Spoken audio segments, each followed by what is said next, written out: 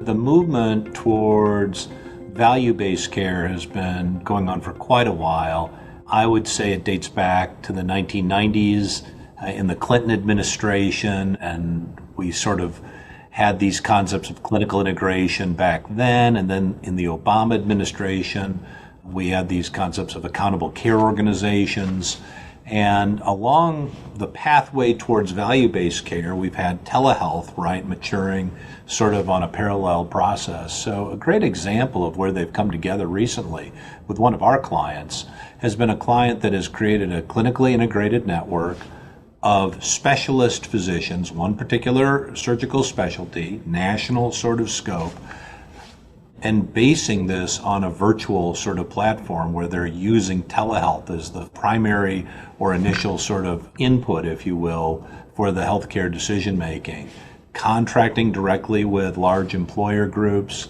to make this all happen. So a really neat sort of marriage, if you will, of telehealth and the concepts of telehealth with the concepts of, in this case, clinical integration and sort of accountable care and contracting with payers in that regard. I think it's a neat sort of recent example that we've come across with one of our clients.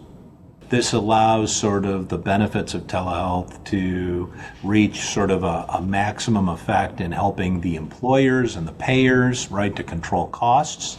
and also to provide an economic benefit, right, to the providers to do that, because the whole concept of accountable care is to say to providers, hey, if you guys can maintain or increase quality, always the most important thing that we all care about as patients and as the parents of kids who are patients and things like that. So if quality can be increased or maintained, but you can also cut back on the cost, right, of healthcare.